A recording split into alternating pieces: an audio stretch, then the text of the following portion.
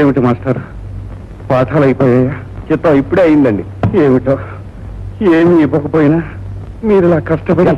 ఎంత మాట మా దురదృష్టవశాత్తు తమ కాలు చెయ్యి పడిపోయినందువల్ల తమ పిల్లలకి నాట్యం నేర్పే అవకాశం అదృష్టం నాకు కలిగింది గాని లేకపోతే తమరు నిలబడ్డ చోట నిలబడగల అర్హులను. ఆ రోజుల్లో తమరు పదవి అభినయిస్తూ ఉంటే వెండి కొండ నుంచి సాక్షాత్తు ఆ నటరాజస్వామి దిగివచ్చి నాట్యం చేస్తున్నట్టుండేది కదూ. తమ అభిమానం అలా అనిపిస్తోంది. అనంతమైన నాట్యశాస్త్రంలో అక్షరక్రమం కూడా నేర్చుకోలేకపోయిన వాడిని. తీరని నా కోరికను నా పిల్లల్లో చూసుకోవాలన్న ఆశ.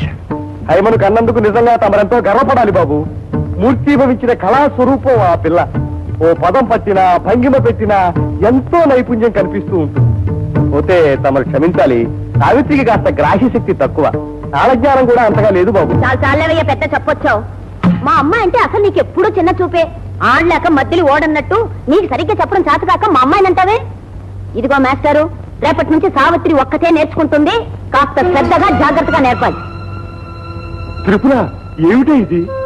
లేకపోతే ఏమిటండి, ఇంటిల్లో పాది కాళ్ళ గజ్జలు కట్టుకుని ఆడుకుంటే ఇంటి పని ఎవరు చేస్తారనుకున్నారు? అసలే ఈ మధ్య నా గుండెపోటు కూడా వస్తుంది. మీ అమ్మాయి నేర్చుకునే చాలు, రేపటి నుంచి ఇంటి పని వంట పని చేస్తుంది, మరేం పర్వాలేదు. త్రిపుర, ఆనందాన్నైనా ఆవేదనైనా నోరు విప్పి చెప్పుకోలేనందుకే అది కుమిలిపోతోంది. నాట్యం నేర్చుకుంటున్న కాసేపే దాని ముఖంలో సంతోషం కనిపిస్తోంది.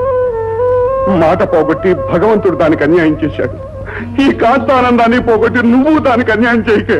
చాలండి, మనకున్న అవలక్షణాలకు తోడు పెళ్లి కావాలంటే ఆటపాట కాదు కావాల్సింది, పని పాట.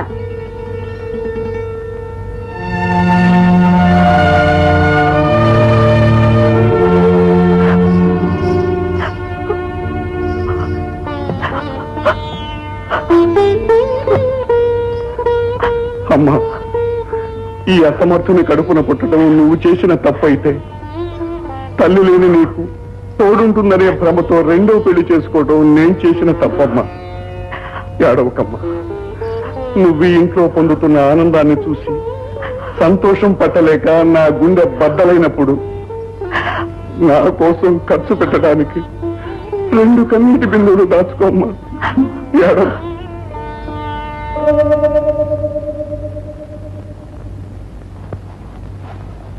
అత్తయ్య, అత్తయ్య, ఓ నిమిషం నీ చేతిలో పని ఆపేసి ఓ 6 నిమిషం నీ చెవులు నాకు ఇచ్చేసావంటే ఓ మంచి వార్త చెబుతాను. సాయంకాలం తీరిగ్గా వింటాను కానీ ఇప్పుడు నా పనికి అడ్డం రాకు. ఇదిగో 2 నిమిషాలు ఆలస్యం చేసావంటే మళ్ళీ 2 ఏళ్ల వరకు ఇలాంటి అవకాశం రాదు. ఆ తర్వాత నీ ఇష్టం. ఏమిట్రా అంత విశేషం?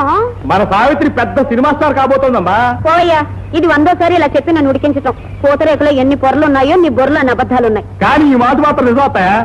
ఇదిగో కొత్త నటీనటులతో ఒక గొప్ప సంచలనాత్మక ప్రయోగాత్మక ఈ ఆత్మసంగతి మనకెందుకు గాని అసలు విషయం ఏమిటంటే 18-20 ఏళ్ల లోపున్న బాగా నాట్యం నేర్చుకున్న అందమైన అమ్మాయిలు కావాలిట.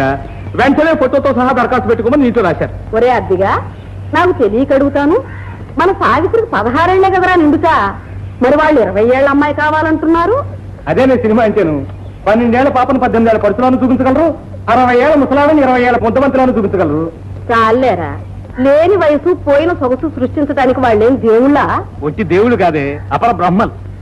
అసలు మనం తెర మీద చూస్తున్న వాళ్ళలో 190 మందికి ఏది వాళ్ళ సొంతం కాదు. ఎత్తి మీద జుట్టు వాళ్ళది కాదు, పొంచి రంగు వాళ్ళది కాదు, పొంపులు సొంపులు వాళ్ళవి కావు, అన్ని పెట్టుడి పేర్లు కట్టుడు పళ్ళు. ఏమిటో ఒరే, సావిత్రిని చేర్పిస్తే చేర్పించావు గాని ఆ కళ్ళు కొట్టుకోవడాలు, ఆ ఒళ్ళు రుద్దుకోవడాలు అలాంటివన్నీ చేయాల్సి వస్తే చచ్చినా ఒప్పుకోకు. భద్రం, మన సావిత్రికి తప్పకుండా ఈ అవకాశం వస్తుందంటావా? అత్తయ్య, నేను అసలు తలుచుకోను. తలుచుకుంటే మాత్రం మంచుకొండ మీదైనా మంత్రం లేకుండా మండలం రోజులు పడుకోగలను. చూడు, నువ్వు పచ్చ జెండా ఊపేసి నన్ను ముందుకు దోసేయి. ఆ తర్వాత నా తడాకా ఏమిటో చూపిస్తాను.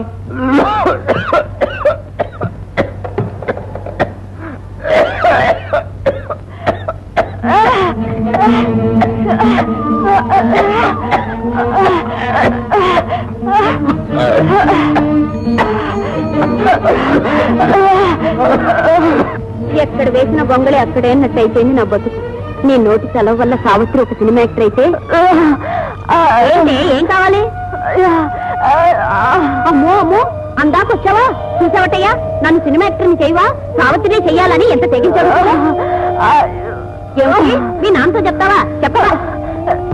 అబ్బమ్మా, మూగ పిల్లలు సినిమా హీరోయిన్స్ కాలేదు. పాపం పాటలాంటి పెళ్ళమ్మా, వెళ్ళి పంపించుకోండి. అయితే అత్తయ్య, మరి ఫోటోలు వెంటనే పంపించమంటావా? సరే కానీ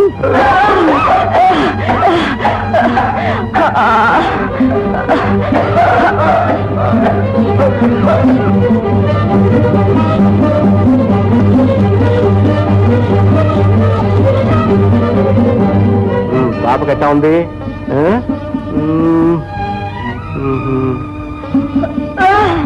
ఏమిటమ్మా, ఏమైంది?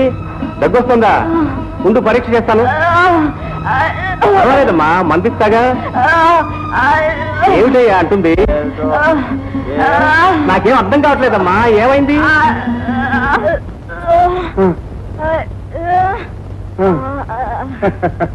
నీకు దగ్గనుకుని మందిస్తున్నాడా?